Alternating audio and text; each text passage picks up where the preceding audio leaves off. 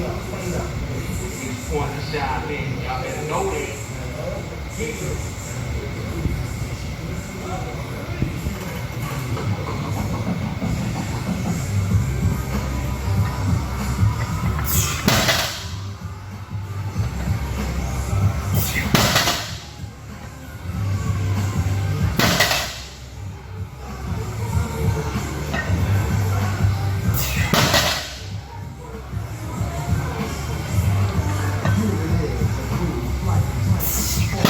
Hi everyone, thank you for watching the video. As you can see, this is my deadlift training from September 16th of 2020. I actually got to spend a few days down in the Miami, Fort Lauderdale area. My training was actually in Iron Compound Gym, where I had the opportunity to meet a fellow YouTuber by the name of Jamar Ford, 19 years old, also competes in my weight class. Phenomenal young man, had a great conversation, definitely somebody that I would definitely consider a friend.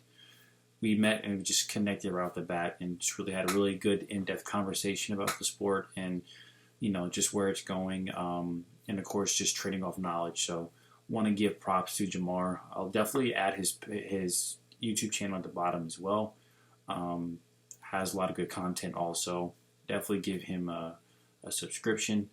Great kid, great future.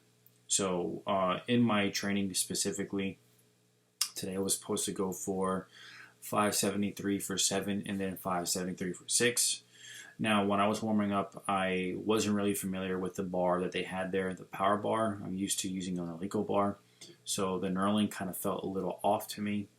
So I decided to kind of go old school and go with the mixed grip. Now, I kind of regret that because my mixed grip I haven't really done significantly at that weight in some time. I want to say, and it's almost been almost years, so pretty much every single deadlift workout I would just do solely hook grip.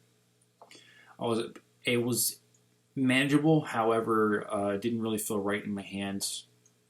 So on my second set, as you can see from the video, I did decide to go back to hook grip. I didn't think I was going to be able to control the bar. The bar diameter felt a little thicker than normal. However, I was able to control it, so not really going to complain because, you know, it's something I just had to learn from and should have just stuck with on the first set. However, just wound up only getting 5 instead of 6 on the second set. One thing I would definitely say, it's definitely different out there as far as training with the heat. The humidity was absurd, something I'm not really used to. I got to commend people that can train in that kind of condition. It's definitely a factor, especially if you're, you know, not used to that kind of environment. But doing that every day, I got to give props to people that definitely train there or train in that kind of condition. So for me, it definitely went well. And yeah, just cruising right along and just getting back into the swing of things. So probably eventually I'm going to probably switch out the programming. One thing I definitely want to announce is that they finally have updated the USPA results from the drug tested nationals. So on ultrapowerlifting.com, actually, I was able to move up to the 9th heaviest deadlift all time in the drug tested category for the 181 pound weight class. And as far as Wilks, I have the 9th best Wilks overall in the deadlift only category in drug tested as well. So definitely moving up in the ranks, and it's definitely an easy motivator.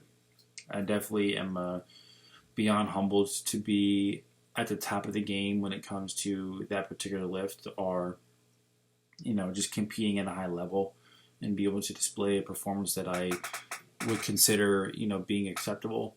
And for me, like I said, it's easy motivation to just keep climbing up. You know, I'm sure that we all like to be number one someday, and I feel for me it's something that definitely, with consistency and dedication and making the right choices, I see that definitely being something that's being possible. So really ecstatic with the results so far, and definitely just want to keep going. You know, and I definitely want to contribute. One of those things to the success is consistency. And for example, I have here my deadlift logbook. For me, this was something that I started back in 2014 when I first started working out, and I have been recording every single deadlift workout since then, all the way up till this past month of 2020. So that's about 6 years in total, looking at actually about 387 deadlift workouts that I have recorded.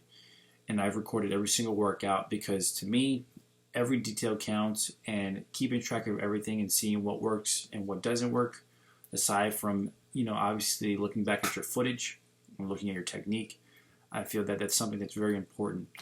And that's something that I feel was a big contributor to my success, which I'm going to continue to keep doing. And, it's something that kind of hit me in a good way, because this was something that I started and I just felt like it was so synonymous with me in my training, and gave me purpose with my training as well. And, I would have never imagined having to retire this particular book and go into another one. I just felt like it was something that was just go forever, just because it's just synonymous with me and my training. So definitely a lot to take away from this book in particular. But again, to compete at the highest level, and if you want to get to a point where you want to achieve the ultimate success, every single detail counts. So I definitely suggest record everything, because that will definitely give you the direct feedback, the references, and what you can use to make you one step closer to your goal, and learn from your mistakes, not prevent them from happening again. So for me, that was definitely a big plus. So yeah, that's where I am at right now with training. So just getting back into the swing of things. I do have an announcement as far as what my next competition will be, and I will discuss that in the next video, because I just kind of want to give that its own merit and footage as well. But yeah, definitely ecstatic with where I'm at right now with training, and as well as where I'm making the progress at. But like I said, it's been a while since I've been injured. I've been touching this kind of weight, but I think it's because over time, since I built back to where I am right now, there's definitely some room for progress, and I definitely seen that based on the last competition, and that's what we're going to strive for. So with that being said, thank you guys for watching the video, and take care.